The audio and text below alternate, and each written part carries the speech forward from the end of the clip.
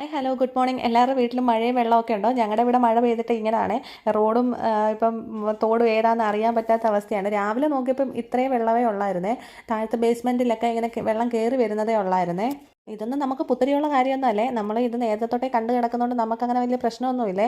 പക്ഷേ നേരത്തെ പഴയ വീട്ടിലായിരുന്നപ്പോൾ ഉണ്ടല്ലോ, ഇതിനേക്കാളും വെള്ളം കൂടുതലായിരുന്നു. കാരണം വെള്ളം വന്ന ഉടനെ വീടിനകത്ത് കയറുമായിരുന്നു. ഞങ്ങൾ പുതിയ വീട് വെച്ചതിന് ശേഷമാണ് വെള്ളം കയറാതെ ഇങ്ങനെ ഇരിക്കുന്നത്. അപ്പം പുതിയ വീട് വെച്ചതിന് ശേഷമുള്ള ആദ്യത്തെ വെള്ളമാണ്. ഒരു 12 മണി 1 മണിയൊക്കെ ആയപ്പോഴത്തേക്ക് ആ സമയമൊക്കെ ആയപ്പോഴത്തേക്ക് ഇത്രയും വെള്ളമായി.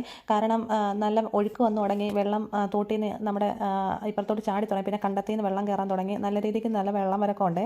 കിഴക്കൻ വെള്ളമൊക്കെ വന്നു തുടങ്ങി. എൻ്റെ കൂട്ടത്തിൽ ഇഷ്ടംപോലെ മീനും ഇറങ്ങിയിട്ടുണ്ട്. മീൻ ഇപ്പം മുറ്റത്തൂടെയൊക്കെ ഓടി നടക്കുകയാണ് ചെയ്യുന്നത്.